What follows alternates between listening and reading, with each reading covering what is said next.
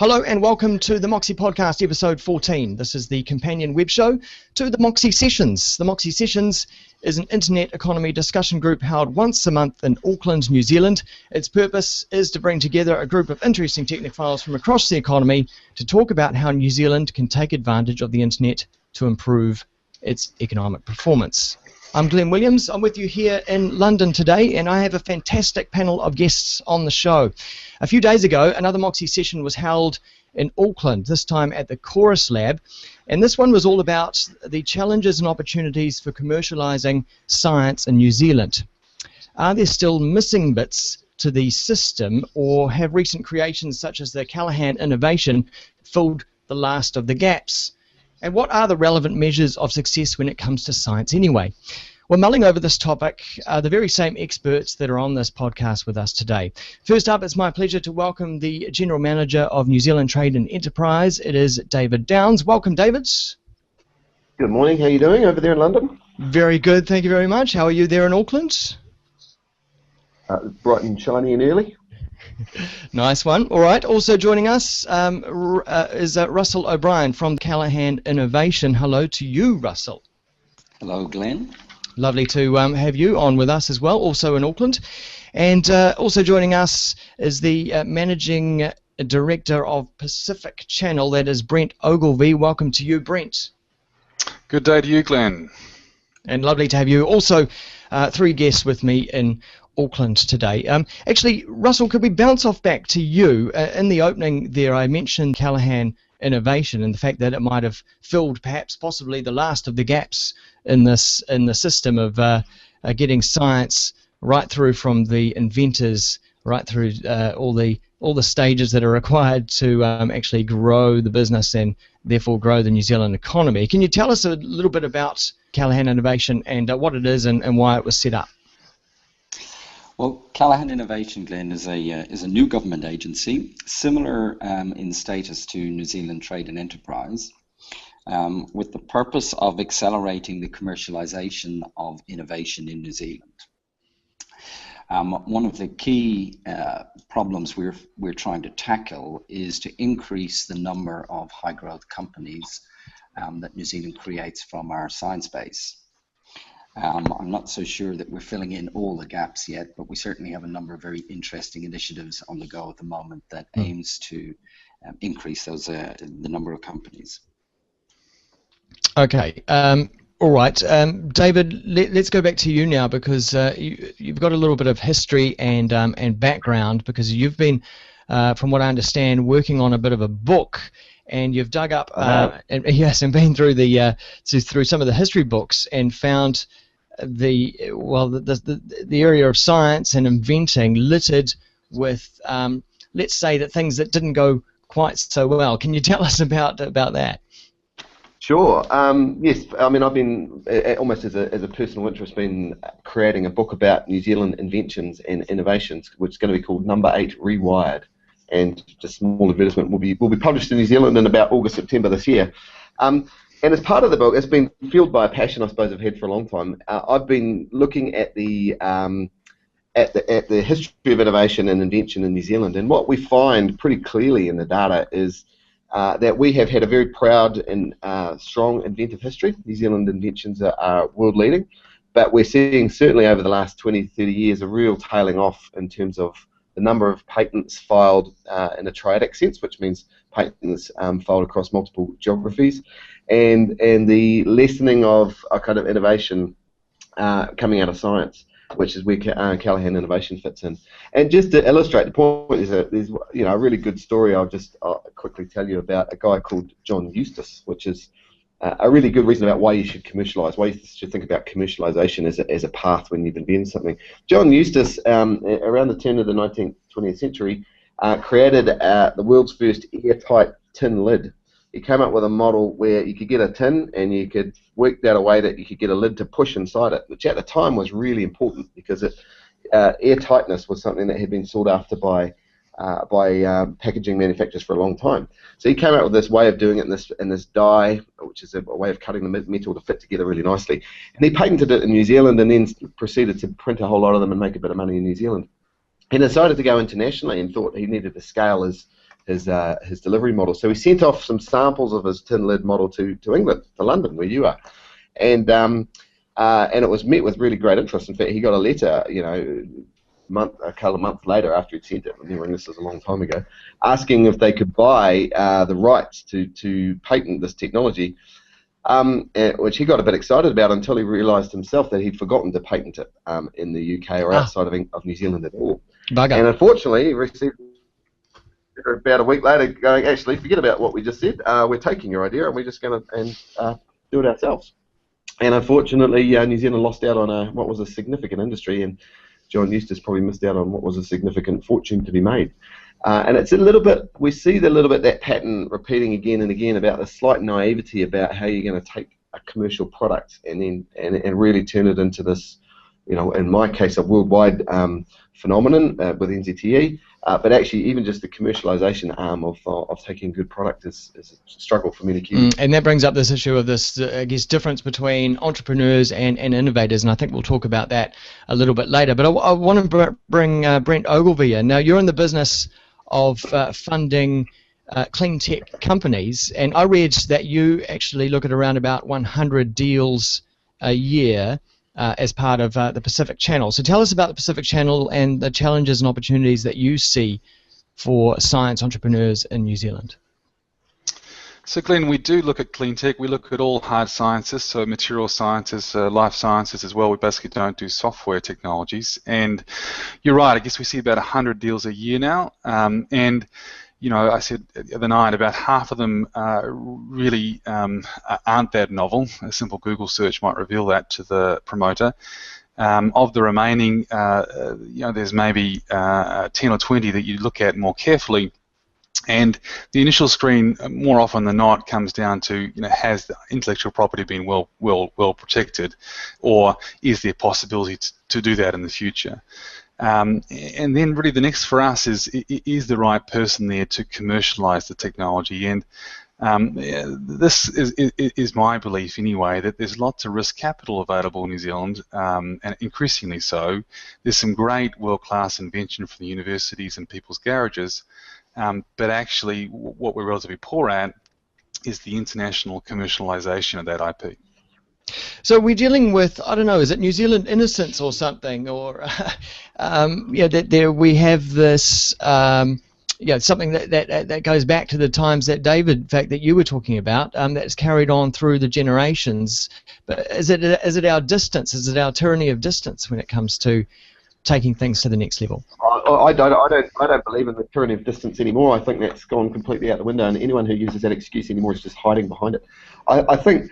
The internet's closed all distance barriers. We in New Zealand have a slight tyranny of geography, which is the fact that we've got 4.5 million people spread over a very large landmass with big mountains in the way, and that has bred a little bit of distrust of the other folk within the country, and that can be a bit of a problem for us at times. What is a friendly rivalry on the sports ground sometimes means we don't collaborate. There's a certainly well-founded science that shows that Kiwis are quite different in the way that we think about collaborating together and the way that we think about learning from others, which is that we're not very good at either of those two things. And what you'll see in this increasingly complicated world is that people have to collaborate and they have to learn and they have to admit when they don't know something. And those are not traits that typically Kiwis are very good at. Okay, so are we talking about personalities? It's the sort of people who are inventors don't necessarily have the skills to be able to carry it all the way through, and it's the people that are involved in a particular idea that are crucial. What are your thoughts, Russell?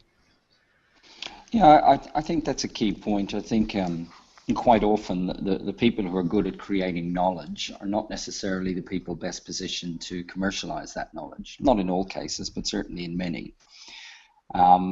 And I think there are a number of theories to touch on David's point around why that is. I mean, there's one school of thought that says there's a cultural aspect to this, whereby our pioneering past makes us very courageous and brave at starting businesses, but also builds a strong desire for autonomy, which means that we don't necessarily collaborate externally then in terms of growing them.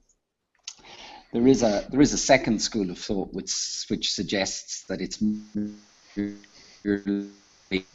an understanding on what the best approach is, and that once we actually understand what the best approach to commercializing technology is, we actually adapt it and do quite well at it. So it'll be interesting to see how we develop in both of those areas. Mm. What in particular makes science as a sector special compared to other sectors, whether it be primary or technology, which I guess is related, or retail, bricks and mortar sort of business? What makes science particularly special? I'll go to you, Brent. I think partly it's because it's not like selling another ton of lamb. There is quite a complex explanation required of what might be possible with the underpinning science in the future, and what resources are required from the other partner in order to realize that. So it's certainly a what I call a consultative-based sale as opposed to a transactional sale. That's part of it. And just picking up on the cultural issue, I spent a lot of time in the US, and my perception there of most New Zealanders that are promoting products there is we tend to understate what we have, usually by at least a factor of 2. The Americans are used to salesmen that overstate things equally by a factor of 2, and so we rarely get the sale, but if we do, we massively over-deliver. And that's a generalization, but I think we could really learn a lot from, for example, the Israelis and how they go about their international business development of their science. Tell us a little bit more about the Israelis and what your experience with what they've been up to. Well, firstly, they use their diaspora extremely well. So, obviously in the US, there's a big Jewish community and strong relations with Israel. And secondly, they're very effective salespeople. So, there just seems to be a stronger commercial drive. There seems to be much more urgency, particularly than most of our companies have. And maybe that is part of the geographic isolation that we just spoke about. You don't necessarily see in the building down the street that there's another 20 bright guys doing the same thing, and you better go quick. Pick up on that as an example, if I could. What we're seeing in a couple of places at the moment is the beginnings of some good clustering and collaboration activity. It's a little anecdote. I was meeting a tech company in Takapuna about 6 or 8 months ago. A really interesting company, 30 or 40 people, doing some really interesting stuff that was scaling around the world. And I said to the guy, "Oh, do you know company X, who's just sort of 300 meters down the road that way, who's doing in a similar sort of industry? It's about 50 people and targeting similar markets." They'd never met each other. They'd never really thought that they should collaborate here in New Zealand before they commercialise offshore. But what's happened now, which is really good, is there's actually this thing called Takapuna, which has started up in the last few months, which is turns out there are a whole bunch of tech companies just in one part of Auckland that have decided to collaborate and share kind of best practice. The more we see of that sort of stuff, and it doesn't have to be physically geography based, but the more we see some of that, the more we'll start to see some sort of crossover effects of ideas spreading a little bit more rapidly. So, but that idea of sharing doesn't come naturally to Kiwis. Getting the idea out there and sharing it around so that they can find more people with the expertise and plug the holes perhaps that they have in their business, we're not so good at. Is that what you're saying? I think someone, I think it was Russell who said it before, the pioneering spirit, the thing that made New Zealand really successful was, you're a long way from the nearest shop. You had to fix your own machinery. You had to do everything yourself. You owned your own farm. The idea of giving up ownership was a very strange concept to a lot of that kind of mentality, and that sort of bred itself into our culture. The way that we own houses and the way that we consider that's a really important thing. And so when you see a company, for example, a founder owner who's willing to give up a part of his company to take on growth capital or take on partnerships or smart IP, it's actually relatively rare in New Zealand. It's, hopefully we're going to improve that, but there's a real fight sometimes to get the founder owners to sort of step back and think about how they could use and work with others and give up ownership as part of that. David, I'm sure the other thing. Yeah, also because you're at New Zealand Trade and Enterprise, not dealing with just with science. Have you got a handle on what makes the science sector particularly unique and there are particular skill sets required to be successful in that field? I have an opinion. I don't know if I've got it sus, but an interesting idea is that, or someone said to me recently, that all the easy things have been done in science, and I mean that we've always thought that, I think, through history. But the reality is, to create a unique value proposition and productize it today is quite a complex thing, because you can't just go into your shed and create a widget and here's the widget that the world wants, because all the widgets are out there. Today's widgets are much more complex and nuanced and require deep IP, deep science behind them, and therefore require a multidisciplinarian. And so basically, you end up with this structure that needs you to have a lot of skill sets to collaborate together. If you look at currently successful science companies like Synthes or CX, Bladder, as Pacific Edge in pharmaceuticals, LanzaTech, you'll see within them, yes, deep science, but also engineering as a separate discipline, also commercialization, also legal, and it's very difficult to bring all those things together into one head. Okay, let's move on and look at the internet side of things and how the internet can assist in building great science-based businesses in New Zealand. We've been hearing about this fibre backbone that's being built and that's now being rolled out to homes around the country as well.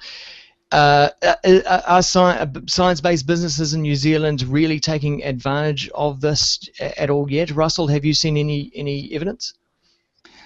Yes, I think science and knowledge creation, the science sector in general, has been leveraging the ultra-fast broadband network for quite some time, and that's now starting to trickle through to businesses.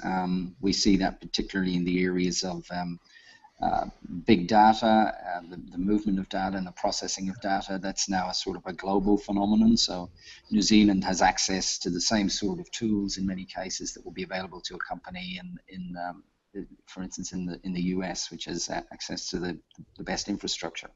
So I think, yes, it's making a difference, and it will continue to do so. And what does it matter of? You know, what does it actually do? Is it just shifting around scientific data? Is that the basics of how the ultra-fast broadband network can assist a scientific business? Yes, and access to big processing capabilities, so that you've got the ability to crunch large amounts of data remotely, so that you can access big data warehouses and data centers. So cloud computing. Storage. Yeah, exactly. Yeah. Right. That's something I guess most people don't really think of initially. The fact that you can have access to this amazing processing power on the other side of the world from your fairly rudimentary PC that you could be starting up your business from in New Zealand. It is a rather extraordinary thought, really. Yeah, someone was telling me a couple of days ago that there's more processing power now in a cell phone than there was in the entire space shuttle when it was first launched. It's true. Yeah. Never has there been. Sorry, go ahead, David. Good news for New Zealand is that actually we have a New Zealand company who's right at the leading edge of this whole remote computing concept with Green Button, who's a Wellington-based company who took the underutilized capacity from the Weta Studios massive arrays of Linux devices and has made supercomputing available to that desktop computer, as you said there, remotely. So you can write a little app, send off a bunch of data, and have it processed on a supercomputer, by a New Zealand company, which is really cool. Yeah, that really is amazing, and I guess also the easy access to we call it overseas labour, but experts from overseas that may not live in New Zealand, but they can contribute to a New Zealand-based business. Would that be accurate? Yes, that's probably a big area for us to even further improve. And I know Callaghan Innovation has a big focus on that global expert model, on finding expertise wherever it exists in the world and making it available, getting these people to connect with Kiwis. So Russell's organisation has really got that in their focal point. Right? Yeah, so Glenn, on the science using the internet, a good example to my mind is Caldera Health. It's a prostate cancer diagnostic development company in Auckland, and there's half a dozen people there, but they've been able to access enormous databases offshore, and as soon as they've developed a new thesis, if you like, of a prostate cancer marker or an association with the progression of a disease, they can go test that against those large databases. So it's been enormously helpful to them.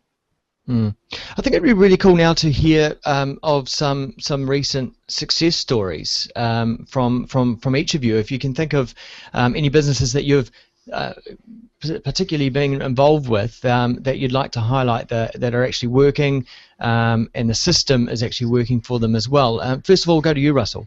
So rather than talking about specific examples, maybe if I can just refer back to an initiative that was born in Israel that we're starting to roll out in New Zealand, which we think will have a big impact on the number of successful high growth companies that are created.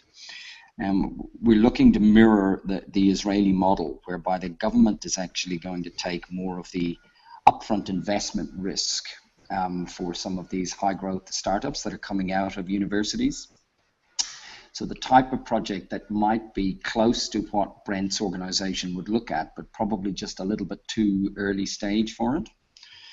And the government is putting up $31.3 million to work with the private sector to lower the risk of investment into those firms. And today we probably produce maybe 30 of these types of companies a year. We'd be looking to at least double that in the coming years, and that has an ongoing multiplier effect, if you like, in terms of the wider economy. The net result of that being that we create a greater number of higher value companies that attract direct foreign investment into New Zealand. So it's quite an exciting and different approach from the New Zealand government.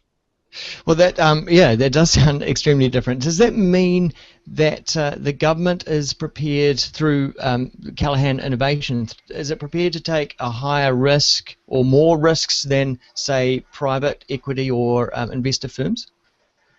Yeah, how it works is the government will appoint some technology incubators who are assessed to have expertise in raising capital and commercializing science-based companies.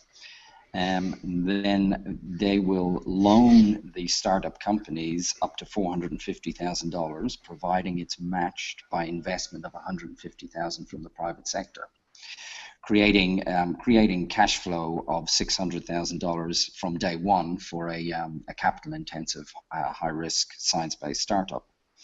And what we're seeing is in Israel is that approximately 60% of those types of firms go on to be reasonably successful. Some of them go on to be stunningly successful. So wow. It's just looking to help build a higher quality pipeline for investment organizations such as Pacific Channel and a range of others. And does it open the door to more failures as well?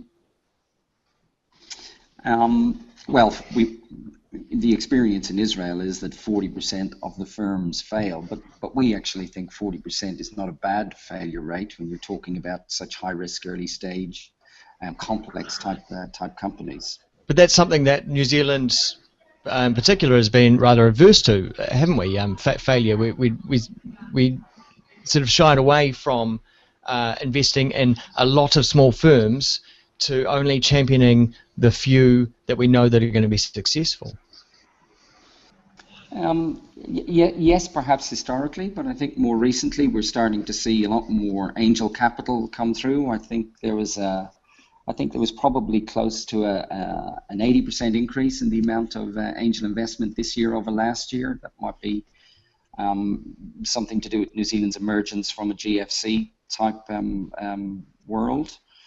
So I think our appetite for risk is building. Which it's got to be a good thing. Brent, what do you make of that, and how does that work in tandem with what you do in the private sector there at Pacific Channel? We're very positive about that innovation from Callaghan, and I think it's also impressive the way they've looked at another country and benchmarked and what they've done well, and looked to integrate that model into New Zealand. So anything that can help build that pipeline and bridge the very high risk and capital intense gap between an exciting scientific innovation and getting into a marketplace is helpful. You asked before about recent successes. So a couple from us, Somnoceutics was a company that we co-founded with a scientist who recognised he didn't have the skills to take it forward, and as was said earlier, with other skills required, commercial, legal, build a company around that, and importantly, we've finally found a guy that had success in taking a product to market internationally. He became the CEO. It was a sleep-enhancing milk product, so a milk powder that was sold for hundreds of dollars per kilogram, and that was eventually sold to a New Zealand listed company, and I see they're now achieving significant sales into China, which is fantastic. Wow. Second is Z Energy just announced at the end of last week that they're investing a further $21 million into one of our startup technologies. The company was EcoDiesel. It was sold to Z. It was a technology which converted tallow, waste animal fat, into biodiesel, which will hopefully through Z now soon be available in the New Zealand market. And then finally, this one's more of a research breakthrough, but we've been working with a physicist at the University of Auckland, and we've cracked a step which was important in how we separate male and female bearing sperm cells using photons or pulses of light. So very gentle and embedded on a sort of lab on a chip, very cheap and high throughput technology. Wow, fantastic! That sounds like some really great businesses. Just staying though on the clean tech side of things, Brent, how big is the opportunity for New Zealand, and has the horse bolted, or are we riding on the horse of the clean tech industry worldwide? Are we able to carve our niche and be seen as leaders in the world, or are we far behind now? I don't know that we're far behind, but it is a challenging sector for New Zealand. Clean tech by nature generally is very capital intensive while remaining high risk, and that's a tough combination to finance for New Zealand. You can be too, led by choosing specific sectors and saying this is where we're strong, but I do think we're obviously strong in dairy. We see some very interesting technologies in converting dairy shed waste into energy. Interesting technologies also, as I said, associated with the animal processing industry, and I think from what I've seen anyway, it's some of those niches where we've got an opportunity to excel. But as I said, you can't be blinded by just those niches, because there are pockets of genius around New Zealand, and the LanzaTech story comes from a Sean Simpson, Richard Forster combination, individuals like that get together and create world-class science. I guess the reason why I bring it up, because it sells a story, doesn't it? A country like New Zealand, Ireland, down there in the Pacific, got this so-called clean green image still, for better or for worse. If there was a bigger clean tech industry in New Zealand, it would help be part of this bigger story. Because we look at the Danes and we say, for whether it's true or not, we look at them and say, well, they're innovators in that sector, and that's what they're known for. Look at New Zealand; it's sheep and cows still, which isn't necessarily a bad thing. But if you were looking to create something, a new industry, and be a shining light in the world, it's a bit of a problem, isn't it? Well, we're also known for hobbits and bungee jumping, so let's not get too hung up. But True. Just to answer that question, though, one of the things that we should acknowledge, and as a government employee, I think I can say this, and hopefully Russell agrees with me, it's really dangerous when a government organisation starts to try and pick winners. Right. And if we're in a model, and we've set up a model, I think, in New Zealand where we allow innovation in its many forms to flourish, or we try to, and that's what we should be trying to encourage, is set the system up. When we try and pick a sector like green tech or clean tech, we may end up making some significant errors. Over the sort of 80s and 90s, we invested a lot of money into clean technology, mostly without much output, to be frank. And it's probably, no one would have predicted, for example, that New Zealand would be the home of two of the largest baggage handling systems in the world, or one of the world's most most dominant player in the video industry, or in the film production area, for example. So we end up with these interesting innovations that crop up if you get the settings right. The challenge we've got, I think, as a nation, is making sure that we can get those settings correct, and realise that means that companies pretty much almost on day one have to be thinking global, because our market here in New Zealand is far, far too small for us to really compete here. I mean, you talked before, and Russell mentioned about this sort of fear of failure, which is something that we have to get over as a nation. You know, we have to absolutely acknowledge that a significant portion of what we do will be failures, because that's the way design works, that's the way the process works. But we also in New Zealand have this unique fear of success problem, which for many years, you know, we called the tall poppy syndrome. And you see that still today, although it's lessening somewhat, thankfully.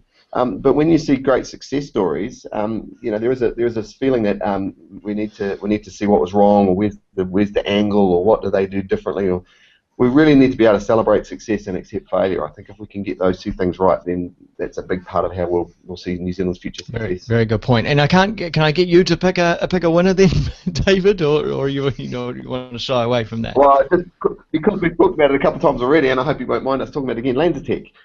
Interestingly, because in the news in the last few days, even since we held the Moxie session, the news has come out that LanzaTech is going to shift a proportion of their R&D offshore. And just to use an example of LanzaTech, because I know Sean fairly well, is this was an amazing piece of science that these guys have really ploughed a lot of thinking into and commercialisation into. The way they did it is almost the sort of textbook of how you grow a fast-moving science-based organisation, and yet they have felt many times criticised for doing it. So, for example, it's very capital intensive, so they have to take on new investors all the time, which means they're basically selling down and diluting their share in the company, which interestingly then means that in the press they're quite often being criticised for no longer being a New Zealand business. They're bringing a whole lot of offshore talent because they need really great science and engineering talent in New Zealand, and we just don't have enough here. So they're criticised in some ways for bringing in offshore talent into New Zealand. Which way is the money flowing though? Typically from China or from other parts of the world into New Zealand. I mean, some of the early seed funding came from New Zealand, which is fantastic, but we just don't have enough capital. That these guys are, up to, I don't know, Brett would know better than I do, but nearly $100 million of growth capital that they've probably ploughed into LanzaTech. And so, of course, they've had to go diverse, and their customers are diverse. So it's interesting because to me that is almost a textbook of how you should think about running a global company. They've got a test lab here in New Zealand. They use the Greenbrook steel mill as their test. They've retained a portion of their R&D for a hell of a long time here in New Zealand. Recently, they've unfortunately moved a few jobs offshore, or are going to have to move a few jobs offshore, but they've retained about 20 or 30 people here in Parnell.